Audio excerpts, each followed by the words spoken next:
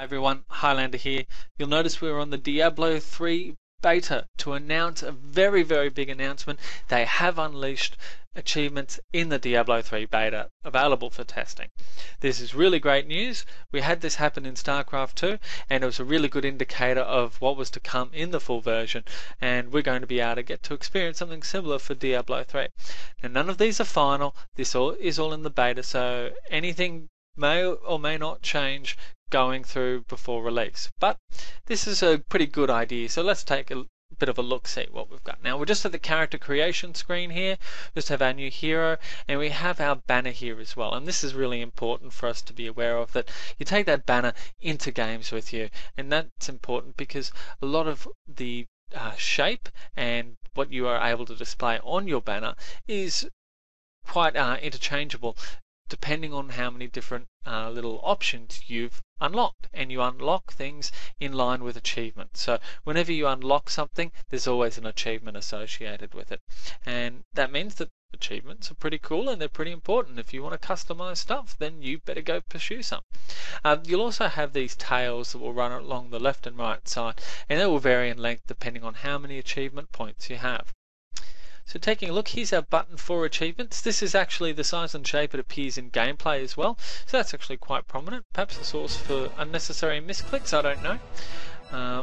But when we do click on it, we get to our summary page in the first instance. And this is also what other people will see when they look at your character. So the first thing they'll see is how many points you have, the achievement showcase, which is the achievements that you want to put on display for people to see. You might want to show them how completely awesome you are. You might think that a couple of achievements are kind of weird and funny and you decide to put them in there, whatever you want really. And then you've got your recent achievements. And to add something to your showcase, it really is quite easy to demonstrate with one of these. You just right click on it and then click on to put it in your showcase, and it'll pop straight in. That's it. So we have our six categories for the achievements here, and you can only see 5 right now, but there's general campaign, cooperative challenges, crafting, and thanks to docs at sc2sea.com who took a look at the MPQ file and pointed out to me that there was a hardcore mode as well. So that's good news. More achievements, more modes is more achievements, so that's all great, but it's not very surprising as well, because we were aware that there were going to be changes to your banner depending on whether you'd played some hardcore mode, and really that's something that's just cool and they're going to ask you to explore, so that's great. Now if we take a look at general, there's 2 subcategories, general and exploration. So general will be probably the last ones that you tend to complete because they will be really overarching in nature. So for example, we have Scavenger here as the first one, and at the first level it is just to pick up 500 gold. You can see your meter, which shows your progress as you go along, and this one has 3 tiers. It has pick up 500 gold, then it has the next level achievement, spare change, to pick up 5,000, and deep pockets to pick up 10,000, and you'll get 10 points for each step along the way. Now these rewards, I'm not going to go into too much detail, but these will all impact your banner. These are all things that you can show there. So we'll keep pushing through. Level 10, reach level 10 with any class, and then we have an achievement for maxing out each of the characters to the full capacity in the beta, which is level 13. And then we have 2 achievements here which are very beta specific. Beta maxed, which is to complete all of those achievements, so you get a bonus 10 points and some bonus rewards for having completed those 5 achievements above. But there's also this one, which is the overachiever achievement, and let's get that up.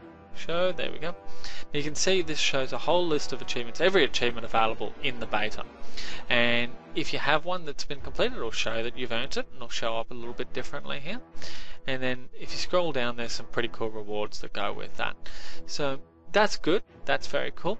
And you might be wondering, well, what's the point? Because they're going to be resetting your character all the time. That character's not going to last until the full version. Well, that was a big question in StarCraft II through its beta, where it had some beta crusher type achievements, and that was something that was theorized by people that would carry over to your full version of the game or be connected to your account in some way. Now that didn't end up happening. It didn't happen at all, which was really disappointing for those of us who did achieve it. But That being said, that doesn't mean that they won't do it next time. And you might think that that's a bit unfair because the beta's a lottery. Well, you know what? You probably have a pretty good argument. Or you might think that it's unfair because people can't go back and change it if they haven't done it. And that means for completionists that they're going to really struggle with, marrying that up. But they've done that before, for example, with BlizzCon tickets and other event type things and tournament type things in World of Warcraft in the past. So it has happened where people cannot get other achievements. But whenever they're of that way in nature, they don't have a point associated with them.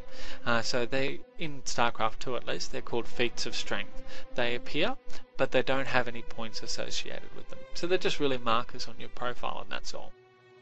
Now, going beyond general, we have exploration, and this is to acquire the Templar as the follower is its only achievement in here, but really this will have a whole bunch of different achievements that are designed to entice you into exploring the game, to push you along the way that Blizzard want you to go along.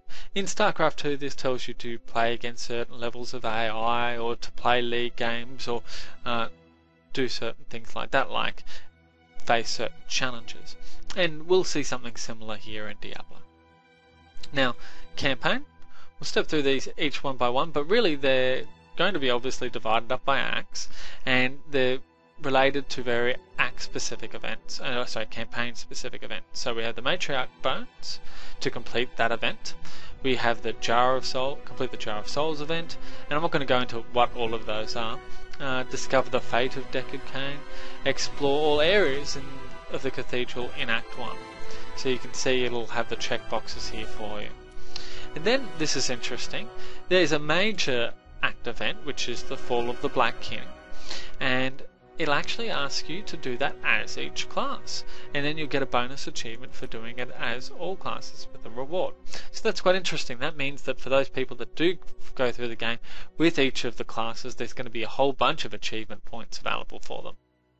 Now the next category is not surprising, it's cooperative, and we know that Blizzard considers Diablo to be a cooperative game, and whilst you can play it online by yourself if you like, it's going to be really designed to play together as a team. And look, for me that's a no-brainer because I find it more fun, but for some people they might find that a little annoying.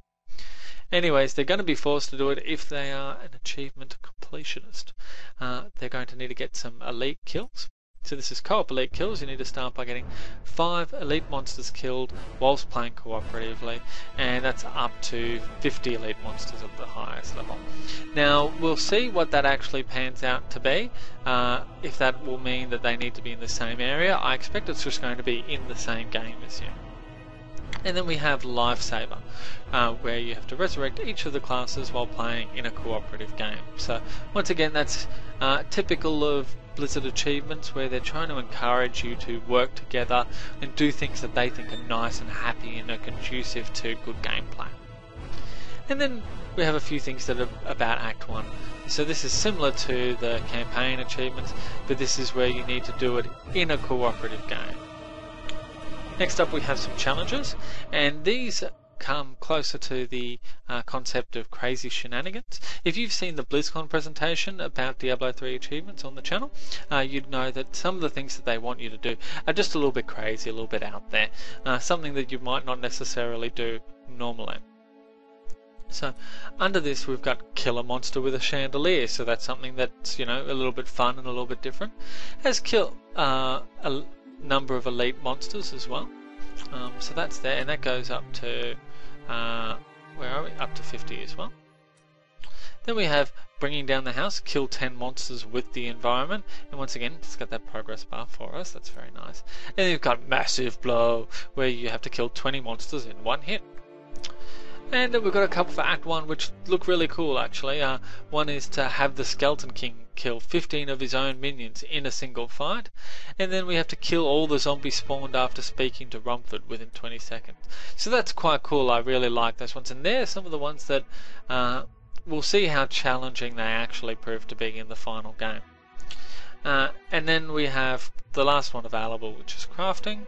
So right now it's just to craft an item under the superior craftsmanship achievement, but then we have a black couple for the blacksmith, Mind on the metal, teach a recipe to the blacksmith, and Ironheart, help him reach level 4. And you can level up your artisans if you're not familiar with that, but that's something for another video.